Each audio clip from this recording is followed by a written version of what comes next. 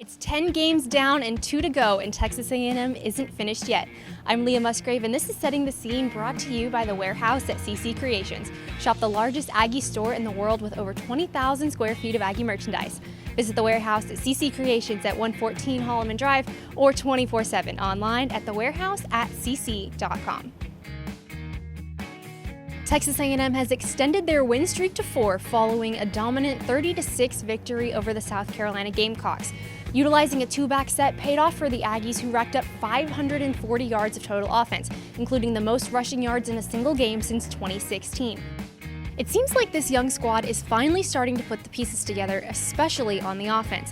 On Monday, Coach Fisher gave his youngsters credit for how they've handled the college football learning curve despite copious amounts of pressure, and the numbers speak for themselves. Some of them got really put in tough situations where they were starters not in games 6, 7, and 8, but in games 2, 3, and 4, and 5. I mean, that wear and tear. There was a wall there, and they just kept playing. I think they're learning and understanding cause and effect of how we practice, what's required, how to do it, and when you do things right, you get good results. While the Maroon and White have been picking up the pace recently, they still have yet to beat an opponent with a winning record, and pulling off an upset against the 4th-ranked Georgia Bulldogs won't be an easy task. Georgia has 2 top 10 wins this year and 3 against opponents ranked 12th or higher. Veteran quarterback Jake Fromm and running back DeAndre Swift lead the Dogs' offense that converts in the red zone better than anyone in the country, and that's not even half the battle. Georgia, first and foremost, Georgia's going to run the football. Tremendous offensive line, tremendous backs, tight ends. That's their forte. That's their identity. And you're never going to shut them down, but you have to be able to play it. You have to match the physicality and toughness, and it'll be a huge challenge for our defense. And here's the catch. Georgia's offense is solid enough to let their defense win them games. From all-SEC defensive back to Alabama's defensive coordinator and now to the head coach at the University of Georgia, Kirby Smart has always been a defensive-minded guy, and the on-field production shows. The Bulldogs currently rank 2nd in the nation in scoring defense and are one of only 3 FBS squads to not allow more than 21 points in a game. Nope, Kirby's an aggressive guy now. Kirby's an aggressive guy. He's a great football coach. I've coached with him, been on staff with him. Defenses are outstanding, I think. I don't know what, there got to be 1, 2, 3 in the country on defense, giving up 10 points a game, 260 yards a game, 75 yards rushing a game. Third down percentages, low 30s.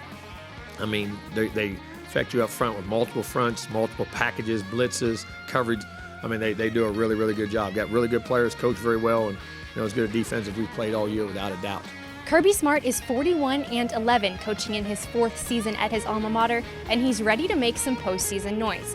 With last week's 21-14 road win over Auburn, Georgia clinched its 3rd consecutive SEC East title and currently holds the number 4 spot in the college football playoff rankings.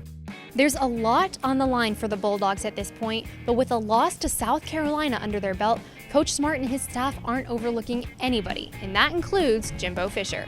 Defensively, they really are athletic. They're active, but he's committed to the run game. I mean, their run game, I think his last 5 games has increased every week for 5 straight games. That's pretty incredible. Now, when you start talking about the SEC, when you go 100, 125, 150, 200, 300, I mean, he's gone up each and every game. So they're playing really good football right now. And look, they didn't play bad football before. Don't mistake that. They played some really good teams.